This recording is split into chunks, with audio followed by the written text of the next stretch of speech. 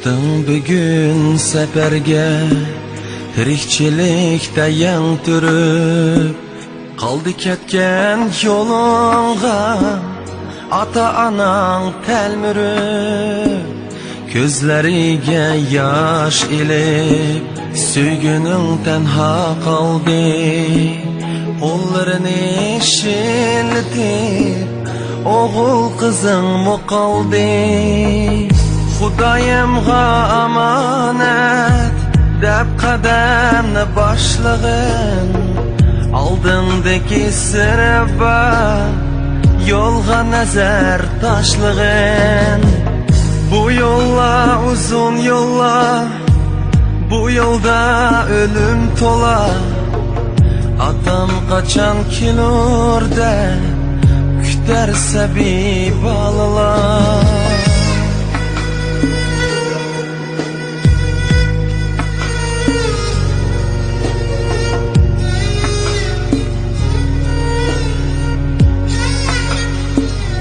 O'rab shirin uyqular ushbu yo'llar qo'ynida, ketdi jumilib ko'zlar, olamdan bo'ldi juda.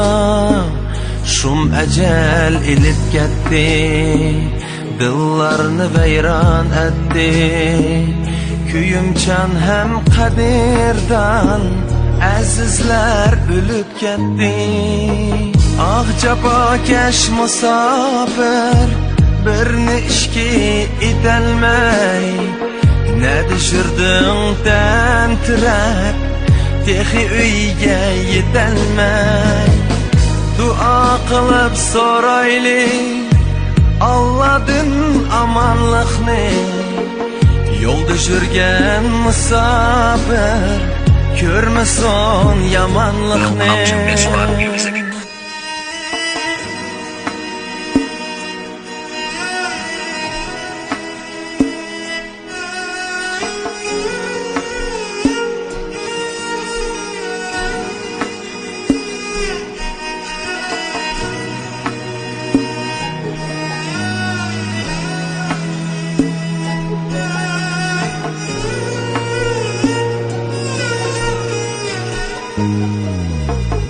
Xudayimga amanet deb qadamni boshlag'in, oldindagi sirba yo'lga nazar tashlag'in.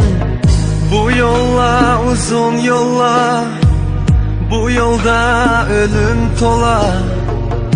Atam qachon kelur deb kutar sabiy bolalar. Namın uluk hey Allah, dua qilib so'rayman, yo'ldagi musofirni omonlig'ini tilayman. Amin.